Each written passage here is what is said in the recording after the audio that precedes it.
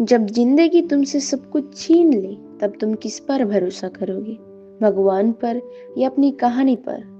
Life of पाई हमें यही सिखाती है। मूवी स्टार्ट होती है कनाडा में। एक राइटर अपनी लाइफ से डिसअपॉइंटेड है। उसे लगता है कि उसकी कहानियों में जान नहीं रही। तब उससे बताया जाता है कि इंडिया में एक आदमी है जिसकी कहानी सुनकर वो भगवान पर बिलीव करने लगेगा। राइटर जब पीसिन मॉलिटर पटेल यानी पाई से मिलता है, पाई शान से मुस्कान के साथ बोलता है, मैं तुम्हें अपनी कहानी सुनाता हूँ। और यही से हम फ्लैशबैक में चले जाते हैं।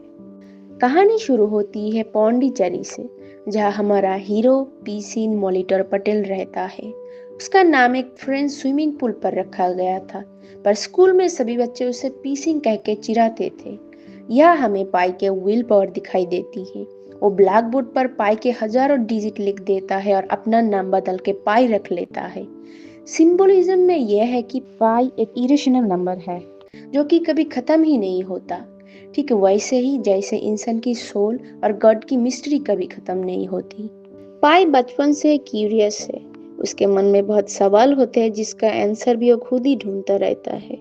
वो एक साथ हिंदुइज्म, क्रिश्चियनिटी और इस्लाम को फॉलो करता है।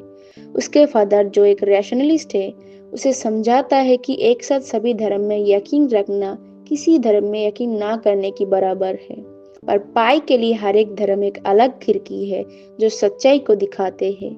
यहाँ पे पाई की मदर एक अच्छे लेसन समझाती है कि साइंस हमें बाहर से ठीक करती है, पर फेथ हमें अंदर से जिंदा रखता है।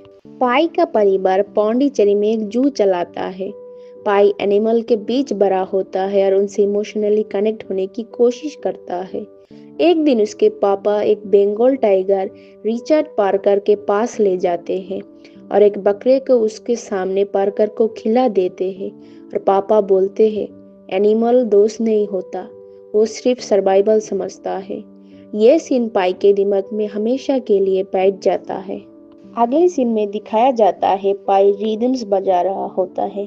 दरअसल पाई वह संगीत सीखता है, पर टीचर की तबीयत खराब होने की वजह से उसे डांस क्लास में रिदम्स बजाना पड़ता है। पाई वह आनंदी से मिलता है। जहाँ वो डांस सीख रही होती है, पाई आनंदी को पसंद करने लगता है। पॉलिटिकल सिचुएशन खराब होने की वजह से पाई की फैमिली अपना जू बेचकर कनाडा जाने की फैसला करती है। पाई ना चाहते हुए भी उससे जाना पड़ता है। वो आनंदी से आखिरी बार मिलता है। वी जापानीज कार्गो शिप पर अपने जानवरों के साथ निकलता है। पाई अपनी पहली प्यार, अपनी जमीन और अपनी बचपन की सभी यादें छोड़ देता है। पाई के लिए एक नया एडवेंचर था, पर उसे नहीं पता था कि पैसिफिक ओशन उसकी जिंदगी बदल देने वाली है। अगले सीन में दिखाया जाता है कि वो शीप पे होते हैं। शीप पे बेस खाने के लिए पाई के फादर और शेप के बीच बहस हो जाती है। दरअसल शीप पे बेस खाना नहीं होता तो उन्हें सिर्फ चावल खाना पड़ता है।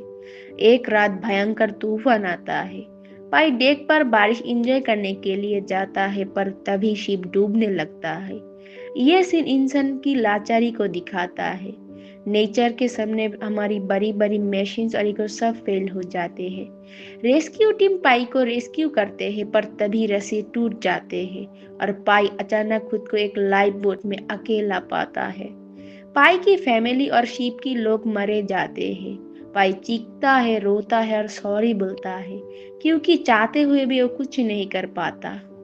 पर पाई अकेला नहीं है उस बोट पर। एक हाइना, एक ब्रोकन लेग वाला जिब्रा और एक औरंग उतन जिसकी शक्ल पाई के माँ से मिलती है, जो पानी में बहकर बोट पे आया होता है। और बोट के ट्रिपल के नीचे छुपा होता है 450 पाउंड का बंगाल टाइगर रिचर्ड पार्कर। शुरुआत में ये सिर्फ सर्वाइवल जंग लगती है, पर ध्यान से देखे तो हर एक इंसान के अंदर की इमोशन को रिप्रेजेंट कर रहा है। लाइफ बोट पर अब निर्दयता शुरू होती है। हाइना जिब्रा को खा जाता है और फिर औरंगुतन को मार देता है। पाई ये सब देखकर अंदर से टूट जाता है। तभी रिचर्ड पार्कर टाइगर निकलता है और हाइना को भी मार देता है। अब बोट पर सिर्फ दो जान बची होती है, पाई और टाइगर। टाइगर पाई पर भी अटैक करता है, पर पाई पानी में कूद जाता है। पाई समझ जाता है अगर वो बोट पर रहे तो टाइगर उसे मर देगा। साइकोलॉजी के मुताबिक टाइगर असल में पाई का वही गुस्सा और सर्वाइवल इंस्टिंक्ट है जो अब बाहर आ रहा है, क्योंकि मासूम रहने से अब काम नहीं चलेगा। पाई समझ जाता है कि अगर उसे जिंदा रहना है तो उसे रिचर्ड पार्कर को ट्रेन करना होगा ताकि उसे तुरंत अटैक न करे। वो एक छोटी सी फ्लोटिंग रफ्ट बनाता है और बोट से दूर रहता है पर रस्सी से जुदा रहता है। लाइफ बोट पर कुछ खाने की चीज भी होती है जिससे कुछ दिनों तक पाई को खाने की दिक्कत नहीं होती। पर समय बीतता है, अब हर दिन एक जंग है, फिश पकड़ना, पानी बचाना और टाइगर को अपनी टेरिटरी में रखना। यही लाइफ का बैलेंस है। हमें अपने गुस्से और डर रिचर्ड पार्कर से दूर भी रहना है पर उससे साथ लेकर भी चलना है, क्योंकि वही हमें अलर्ट रखता है। समुंदर में बिताए वो दिन सिनेमाटोग्राफी के हिसाब से जन्नत है, पर पाई के लिए वो जहन्नुम थे। वो भूखा है, प्यासा है और अंधेरा उसे घेर लेता है। जब वो रात को चमकते हुए समुंदर और स्टार को देखता है तो उसे एहसास होता है कि यूनिवर्स कितना बड़ा है और वो कितना छोटा। यह पाई का ईगो पूरी तरह खत्म हो जाता है और सिर्फ जिंदा रहने पर फोकस करता है। वो एक नोट लिखता है और एक कैन में डालकर पानी में छोड़ देता है ताकि वो कैन जब किसी को मिले तो उससे कोई रेस्क्यू करने आए। पाई को रेस्क्यू बोट में एक सर्वाइवल गाइडेंस की बुक मिलती है जिसकी वजह से वो और भी अच्छी तरह सरवाइव कर पाता है। पाई परकर के लिए पानी और फिश पकड़कर खिलाता है ताकि भूख की वजह से परकर उस पर हमला ना करे। वो उसको और भी अच्छे से ट्रेन करता है। पाई को एक शीप जाती हुई दिखाई देती है। उसे अपनी तरह सिग्नल भेजता है पर फिर भी कोई उसे रेस्क्यू करने नहीं आता। एक दिन समुद्र में तेज तूफान आता है जिससे पाई की राफ्ट बोट से अलग हो जाती है। दोनों बहुत मुश्किल से तूफान से बच जाते हैं। महीने बीत जाते हैं, अब समुद्र खामोश है। पाई और ज्यादा अकेला। कभी वो भगवान से लड़ता है, कभी भगवान से भीख मांगता है। वो बोलता है, मैं जिंदा हूँ। पाई और टाइगर एक अजीब फ्लोटिंग आइलैंड पर पहुंचता है जहां न्यूलो का राज है।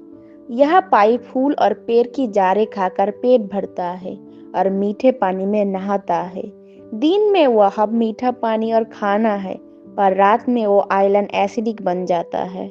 सिंबलिज्म में यह है कि लाइफ में कुछ रास्ते सुकून भरे लगते हैं पर अगर हम वहां रुक गए तो वो हमें अंदर ही अंदर जला देंगे। पाई को वह एक इंसानी दांत मिलता है जो उससे याद दिलाता है कि ये जगह मौत का जाल है। सुबह होते ही वो आइलैंड छोड़ देता है। वो अपने साथ पेड़ की जड़ें और पार्कर के लिए कुछ न्यूले लाता है। कई महीनों के बाद लाइफबोट मेक्सिको के किनारे पहुंचते हैं। रिचर्ड पार्कर बिना मुड़े जंगल में चला जाता है। पाई रोता है क्योंकि गुड बाय कहने का मौका नहीं मिला। यह लाइफ का बड़ा सच है कि अंत में सब कुछ जाने देने का नाम ही जिंदगी है। पर सबसे ज्यादा बुरा तब लगता है जब हमें अलविदा कहने का मौका नहीं मिलता। रिचर्ड पार्कर का जाना दिखाता है कि पाई अब सेफ है।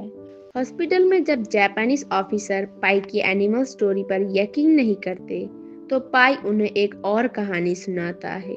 उस स्टोरी में जेब्रा एक सेलर था, हाइना एक शेफ था और ओरंगुटान उसकी माँ थी।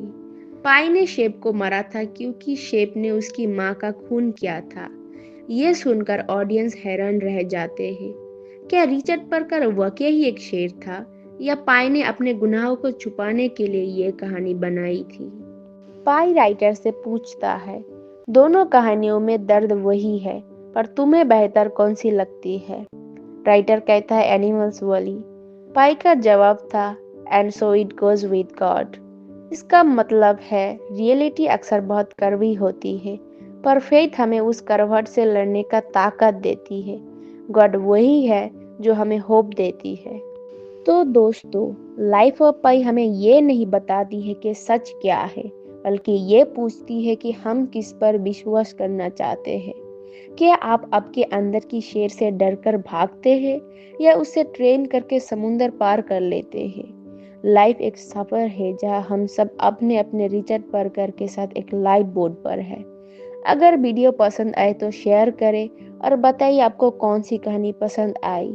मिलते हैं अगले वीडियो में, तब तक के लिए गुड बाय।